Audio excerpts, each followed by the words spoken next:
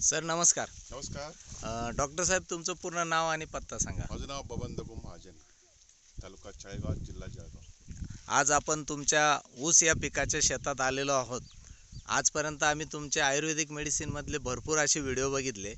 तर सर हा तुमचा स्वतःचा ऊस आहे का? हो. बरोबर. तर या ऊसाला आपल्या धन्वंतरी कंपनीचं कुठलं प्रोडक्ट आपण वापरलं आहे? फॅक्टोरीज, हां, त्यानंतर RPS 76 आणि त्यानंतर सॉईल गार्ड. सगळ्यात अगोदर सुरुवातीला आपण बेन प्रक्रिया केलं RPS 76 सॉईल गार्ड आणि बॅक्टोरिज किटमध्ये.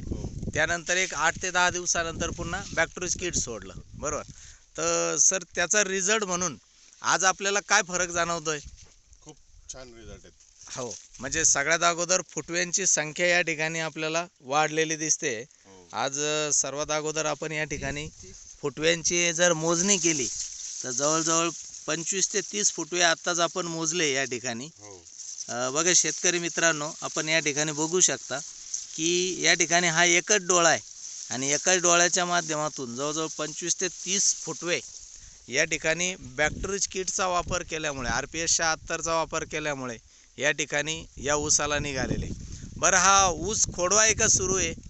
सुरू आहे. म्हणजे आता याची नवीनच लागवड झालेली. आणि असे काही इतर तुमचे शेजारी पाजारी लोकांचे काही ऊस आहेत का ज्यांनी पहिल्याच वर्षी लावलंय, त्यांचे फुटवे एवढे आहे का? नाही. त्यांचे फुटवे एवढे नाही. त्यानंतर त्यांचा जो काही हिरवेगारपणा ज्याला म्हणतो आपण, तो आहे का भाऊ एवढा?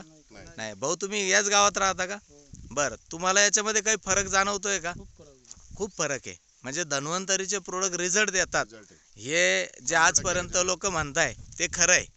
तर एकंदरीत धन्वंतरी कंपनीचं RPS 76 बॅक्टोरिज किट वापरून आपण समाधानी आहात? खूप समाधानी आहोत. ओके, धन्यवाद सर. आज आपण या ठिकाणी तुमच्या शेतामध्ये तुम्ही जो काही वेळ दिला त्याबद्दल आपलंही धन्यवाद. थँक्यू.